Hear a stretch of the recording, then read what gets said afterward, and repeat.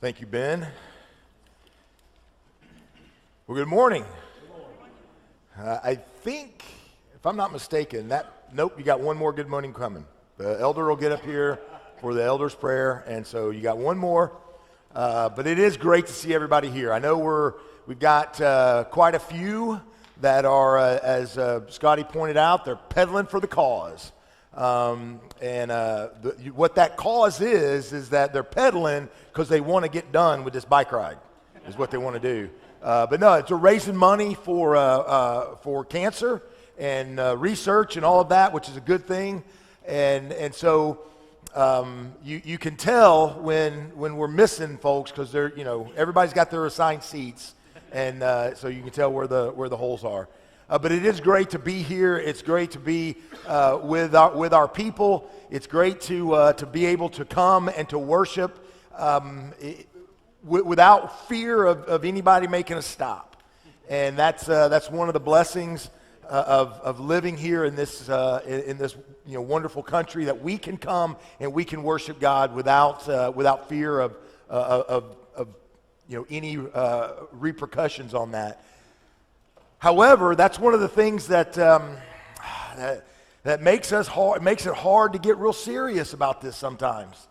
And one of the things is I've been preparing this lesson, and we're going into a new series. It's about Hosea. We're going to be taking a hard look at Hosea. I did use the Luke passage as kind of a transition. Hey, remember Luke? Well, we're going some other direction, and it all comes together. I mean, it all works together. So, one of the things that we have a hard time in a free and society that we live in is being super serious about this. One of the things that I'm challenged with as we've had other missionaries come in and we have let's see, when is David French coming? Just after the first of the year. I would say, plan on being here, but I know everyone here already is planning on being here that Sunday. But no, I mean, I love having the missionaries that's what they do. They're out and they're making kingdom life possible for others. And one of the things that they will tell you is when we pray, God, give them peace, make everything easy for them and all that. They will tell you, no, don't pray for that. Don't pray for the persecution, the oppression. Don't pray for that to go away. Pray that we have the strength to stand up underneath it. Pray that we have the strength, the stamina to continue to serve God, because one of the things that they have experienced, that generation after generation of living here free and all that we've kind of lost, is that in persecution and in oppression, that's when the church grows. I mean, look throughout history, that's when people get serious about this. And so one of the things we're going to be looking at over the next few weeks, I've got 8 sermons in Hosea. One of the things we're going to be looking at is what it looks like to get serious about this. What it looks like to really sell out, really sell everything for that precious pearl, for that field with the hidden treasure. What does that really look like in our lives? And so in the backdrop of the empty tomb, the promise made, and as we can see, the promise kept, we're going to be talking about an unfailing love. God's unfailing love for us. God's pursuit in the midst of betrayal. And this is a hard look at Hosea, because it's going to be uncomfortable. This is going to be uncomfortable, and but it's going to be uncomfortable in a good, comfortable way. Okay. Now, one of the things that I like to talk about, and I guess I appreciate Scotty stealing my thing there, but college football. I get comfortable in an uncomfortable and comfortable way.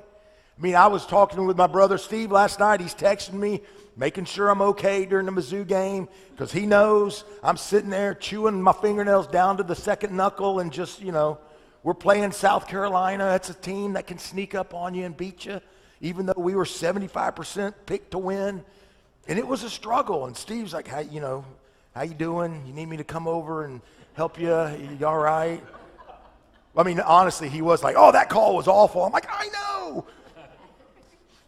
But, what Mizzou can do, and, if Mizzou fans know, we can snatch defeat out of the jaws of victory every time. I mean, we can have it going our way, and we'll figure out a way to lose a game we ought to have won. And so I'm used to being uncomfortable. I'm comfortable being uncomfortable. And so that's how we're going to get through going through Hosea. But Scotty was absolutely right. Most of our people should be okay this morning. I know Kathy's happy, but that means, see, what you guys don't know, we got Cindy's shaking her head because Kathy beat Cindy yesterday, and Oklahoma took on Auburn, and that was bad. But see, you can't really take that because Cindy's sort of an Auburn fan and she's sort of an Arkansas fan. So you just really, you got to pick one and just really live and die with that one. So I just, But it was a good day. It was a good day. Anytime Notre Dame wins and Joe's not going to be, super mad, that's a good day. Edwin, he's the level-headed Notre Dame fan of the group. Joe's the hothead. You got to stay away from him and I can say that because he's not here. But we're talking about unfailing love, God's pursuit in the midst of betrayal. That also goes with college football because they betray us. If you ever read Hosea, it's a minor prophet, but let me tell you, this guy was put through it. God put this guy through some things that we would not go through. And so I'm not going to go through all of the history and all of this stuff. I mean, if you want to get into that, what we're going to do is look at the prophecies. We're going to look at what God told him. We're going to take it at face value for what we are going through today and how it applies to us and all of those things. But I would encourage you, look up and study the context of his life and what was going on and what God asked him to do, because it's remarkable. So basically what's going on, and we're going to look at Hosea. If you got your Bibles, turn with me to Hosea chapter 1, starting in verse 1. He says, the word of the Lord that came to Hosea, son of Beri, during the reign of Uzziah, Jotham, blah, blah, blah, all these other kings of Judah, during the reign of Jeroboam, son of Josiah, king of Israel. All right, so we got that out of the way. It's historically accurate. That's what all that's there for. If you want to, go and look up those names. There's biblical references to them. There's parabiblical references to them. But he's telling us this is the time that this took place, and it's historically accurate. It actually, you can look up and see that these people actually lived and actually did what Scripture says they did. So in verse 2, when the Lord began to speak through Hosea, the Lord said to him, go take to yourself an adulteress. What God's telling him is go marry this person who is proven to be an adulteress, someone who cannot keep a commitment. Other translations say, take for your wife a woman of whoredom. You getting the picture? Not somebody who has displayed, virtuous tendencies. And that's who God wanted Hosea to marry. That's who he wanted him to be with. Why? Well, that's what we're going to get into. When God is calling us to obedience, he's calling us to a costly obedience. One of the things that God calls us to, if he says, it's important for you to get married. I want you to get married. I want you to have a family. I want you to have kids. I want you to populate the earth. So everybody's like, oh, okay. So, we go out and we find somebody that really, meshes well with us, that has the same values, the same actions, the same activity, all those things. Somebody that we got a lot in common with. And that's who we marry and have this family and yada, yada, yada. God says, no, not you.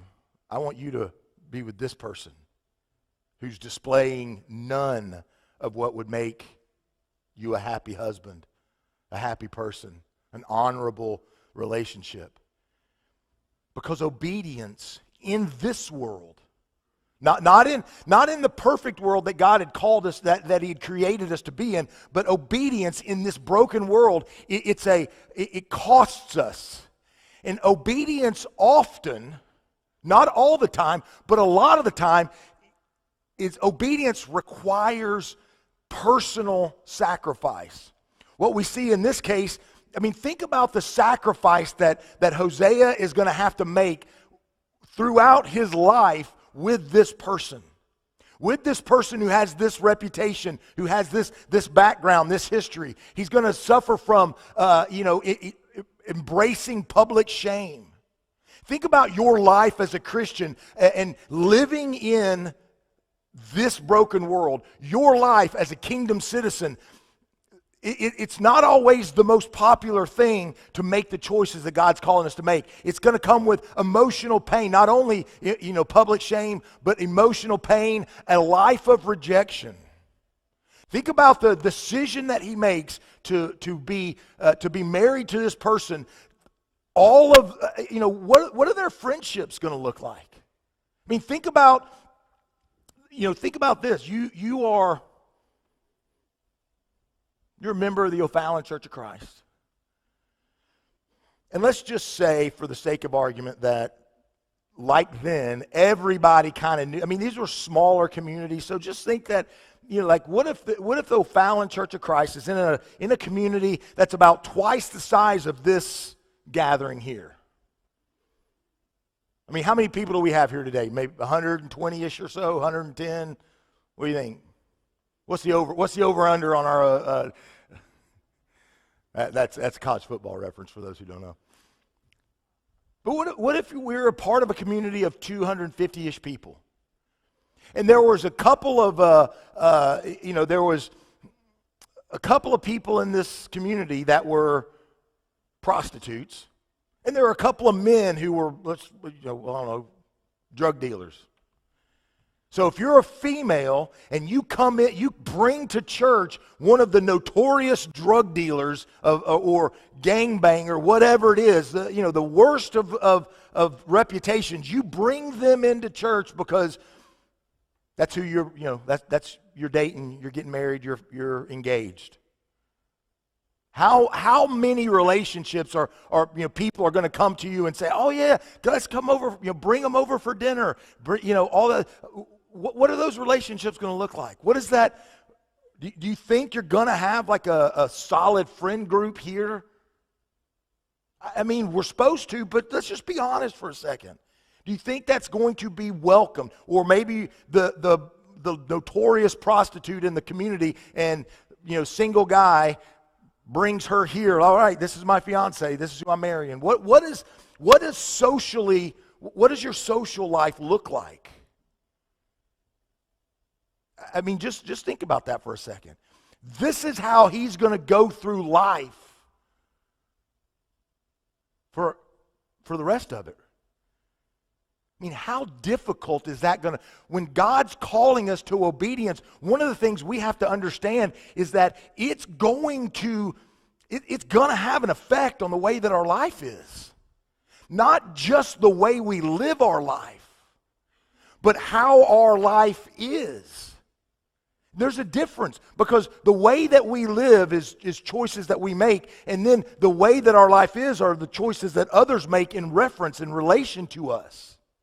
So there's going to be ongoing public shame. There's going to be ongoing emotional pain. There's going to be ongoing rejection because of this relationship. Now, can you say that? Can I say that about my relationship with Jesus? Because he says, when you are in this relationship with me, what they did to me, they'll do to you. Yes, his yoke is easy, his burden is light, all of those. But he's talking about the salvation part of it. He's talking about the living in the sacrificed for redeemed state of our relationship with God. He's not talking about how this world's going to treat us. He more than he says, it's going to be a hostile environment for you. You will be pilgrims, sojourners, foreigners. He tells us that. So what does obedience in our experience look like? Does it look like what Hosea is going through? Now the challenge is, have we figured out a way in this free country? Have we figured out a way? Have we concocted a brand of Christianity that somehow sidesteps what Jesus says is coming when we radically obey the will of God? Have we figured out a way to kind of hide ourselves among or dumb down radical obedience to the point to where it doesn't look like public shame. It doesn't look like emotional pain. It doesn't look like a life of rejection. But we have ample examples of people who lived this. Think about Abraham. You want to talk about costly obedience? Obedience that required sacrifice. I can't think of a greater sacrifice for anybody than when God said, I need you to take Isaac up on this mountain and I need you to kill him. I mean, that's some radical obedience. I mean, think about whether it's Abraham or Jonah or Gideon. I mean, think of Gideon. You ever think about Gideon when it comes to radical obedience? How did God find Gideon before he called him? Anybody know? Scotty, you don't get to answer this. You get paid to study this stuff. Gideon was threshing wheat in a wine press, right? Because the Philistines were going to come and steal all his stuff, right? That's what they were doing. They were stealing all this stuff, so he was hiding and taking it. Gideon had figured out a way to kind of just, go under the radar. Now, I don't know about you, and I don't know about you. I didn't want to just point at this side. I don't know about you. I have figured out ways to stay under the radar and be my brand of Christianity and just kind of, I thresh my wheat in the wine press. Because I'm still thanking God for the blessings and, he gave me this, and all. But I can do this all under the radar. But God's calling us to an obedience that's not under the radar. He's calling us to obedience that just is flashing on the radar. That's saying, hey, look over here. Look at me. My life is so vastly different. The choices that now, at no time in this does Hosea ever say to anybody else, you know what you need to do? You need to go out and do this. You need to go get you a wife like this. You need to go. At no time does Hosea ever tell anybody else about anything. It was his obedience. See, I think the problem a lot of times the church has is that we're so busy telling other people how to live kingdom lives that we're not so focused on living our kingdom life. We're calling citizens of another kingdom to live under our laws and rules and all those things, and man, that's not what we're called to do. We're called to do what God's called us to do, and then watch what happens. Because you see, God's purposes transcend our understanding. When it comes to radical obedience, when it comes to obedience that's costly, we have to trust that God knows what he's doing. We have to trust that God, not only does he know what he's doing, but he's got a plan. Now, one of the things that I feel like the church that would do well to focus on is that this isn't just haphazard. There is a plan. Now, not a step by step by step, don't step outside the plan, but there's an overall picture that God is painting for us. And if we will simply trust him, our place in that picture will be painted by him, not by us. And let me tell you something. No offense, Grant, but God is a way better artist than we are. Amen. And so when, his purpose, his use of this circumstance, his calling to do this, to turn from this and to turn towards that, there's a bigger picture at play here. And the thing is that we often can't see the long-term kingdom impact of current obedience. It's difficult for us to understand the good that's going to come out of me marrying an adulteress. Now let me just paint this picture for you. I'm not saying I did that, and when I point over here and my wife's sitting over there, that's not what I'm saying. I married a woman pure as the wind-driven snow. You understand me? Got a heart the size of all outdoors. And if she was smart, well, she wasn't. I caught her on a weak moment. Took 2 brand new cars before she would marry me, but I got her. Ask her that story. But we can't see the long-term impact of, hey, do this or do. All we can see is kind of what's in front of our face. But think about Isaiah 55, 8 and 9. God says, my thoughts are not your thoughts. Neither are your ways my ways. He goes on to say, as the heavens are higher than the earth, so are my ways higher than your ways and my thoughts higher than your thoughts. What God is telling us is, look, I've called you to this obedience. You're not going to understand all of the ramifications of what I'm asking you to do, but trust me when I tell you that there is a bigger picture at stake here.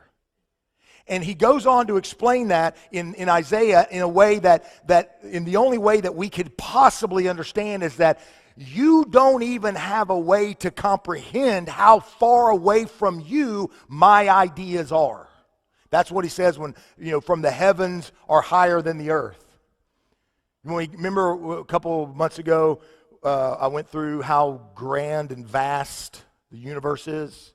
Do we need to go back through that? I mean, we cannot comprehend how far out space goes. And you could get a rocket ship and just go the speed of light for as long as you wanted to, and you're still not going. You might get to the heavens, but maybe he's talking about heaven, which is a whole even different realm and dimension. You know what I'm saying? We can't even comprehend how far away God's reasoning is from us. So what are we doing questioning it? What are we doing trying to figure it out? He says, my thoughts are not your thoughts. My ways are not your ways. God's purposes transcends our understanding. If I can't see the logic in something, I know I'm probably on the right track.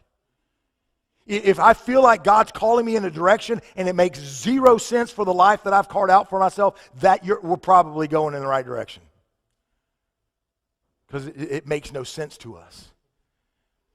And then the last thing that we're going to look at here in Hosea is, let me go this. First of all, when the Lord began to speak, he said, take yourself this adulterous wife and children of unfaithfulness, because the land is guilty of the vilest adultery in departing from the Lord. So he married Gomer, daughter of Debalaam, and she conceived and bore him a son. Then the Lord said to Hosea, call him Jezreel, because I will soon punish the house of Jehu for the massacre at Jezreel, and I will put an end to the kingdom of Israel. In that day I will break Israel's bow in the valley of Jezreel. Gomer conceived again and gave birth to a daughter. The Lord said to Hosea, call her Lo Ruhamah, for I will no longer show love to the house of Israel, that I should at all forgive them. Yet I will show love to the house of Judah, and I will save them, not by bow, sword, or battle, or by horses and horsemen, but by the Lord their God. After she had weaned Lo Ruhamah, Gomer had another son. Then the Lord said, call him Lo Ami, for you are not my people, and I am not your God. Yet the Israelites will be like the sand of the seashore, which cannot be measured or counted. In the place where it is said to them, you are not my people, they will be called sons of the living God. The people of Judah and the people of Israel will be reunited, and they will appoint a leader and will come out of the land, for great will be the day of Jezreel. What God is showing, think the names that he had for the children. Jezreel means judgment. Lo Ruhamah no mercy, and lo ami, not my people. I mean, the great names. Now, I don't know, the culture, if those names actually sound like, if that's how you use them in a sentence, like you say, hey, not my people, get over here. Did you, no mercy, did you take the trash out? I mean, is that what it sounded like? Is that what the names, but over and over and over and over again, Hosea is going to be reminded daily of the life that he is living because of the obedience that he is showing to God. I mean, how many choices do we make on a daily basis? How have we set up life to where even the names of our kids remind us of the obedience, the radical, costly, sacrificial obedience to God? Now, I'm not advocating for naming your next child No Mercy. And I'm certainly, if you have a daughter, don't name her Not My People. But what I'm saying is that his life was set up to where everyday life, he's reminded of the costly sacrifice of obedience. And the last thing that I want us to start this this journey through Hosea, understanding about obedience, is that our obedience reveals God's heart for others. Part of the issue with the Israelites, and that we have kind of adopted this reality in the church, is that God is all about us. We are his people. We are his favorites. And if you people were any good, y'all'd be here, but you're not, so you're out there. Even though all throughout history, all throughout the history of the Hebrew nation, it was always about living a certain way to bring in the foreigner, to bring in the wayward person. It was all about, there was always provision to bring in, to convert, so to speak. But was that the effort of the Old Testament? Was that the effort of the Jewish people? Is that the effort of us? Obedience reveals God's heart for others. When we carry out painful obedience, other people notice. When we carry out, when we submit to the painful obedience of God, and it's painful in this flesh. Why? Because we're broken. We're broken people in a broken world, with broken concepts and thoughts and all of that. And that's what makes God's good way difficult for us, because everything that we experience is going against that. But see, in 2 Corinthians 2:15, we're called the aroma of Christ. You ever walked into a room, thought, man, what's that smell? Oh yeah. You ever walked into an elevator and thought, oh, nope, I'll take the next one?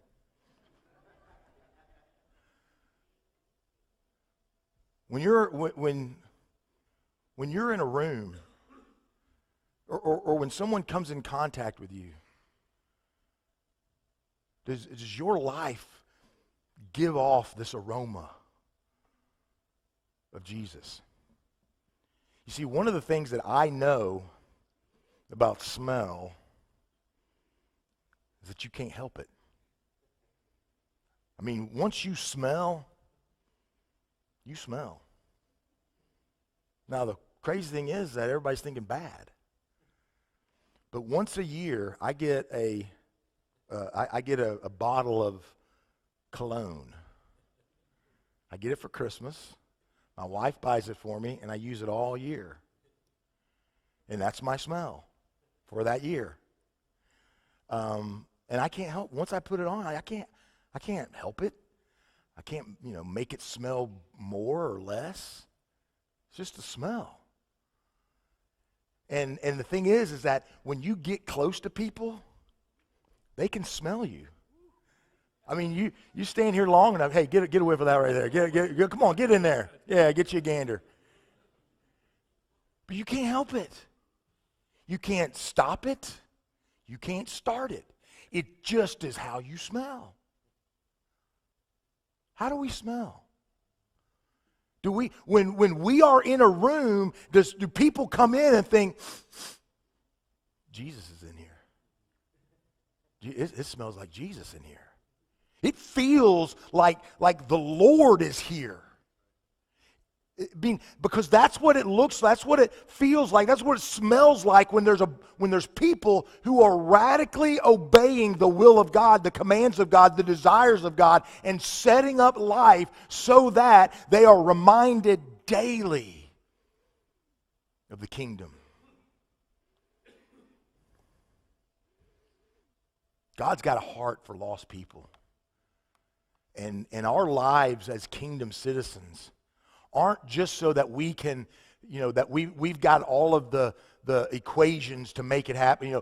Our lives as kingdom citizens aren't just so that, okay, how do I get a lot of money? Well, the Bible tells me that if I give a lot, then I'll get more. So, okay, that's what I'm going to do. I'm going to give a little bit, and it's not just, we haven't figured out the secret code to this. What we have figured out is how to live a peace, joy, loving life and to bring others into that. It's not for us, it's for them. That's why Hosea married Gomer. So we read through the rest of it, there's no way to get away from the impact of the life that he lived. There's no way. It's the aroma of Christ. And people are either going to love it or they're not. But it's not you. It's always him. Think about what's other people going to think? Well, let God worry about that. Let them worry about that. How about we just get serious about radical, sacrificial obedience to the glory of God? Because I read somewhere that we are the light of this world. That living an obedient life puts us on a hill so that everyone can see, and that we cannot be hidden. Will we, as a people, as a group, a faith fellowship this morning, will we follow examples like Hosea through costly obedience? Will we allow through us, and this is the last question I want to ask, will you allow God's heart to be unveiled to the rest of the world through your costly obedience? As together we stand and as we sing.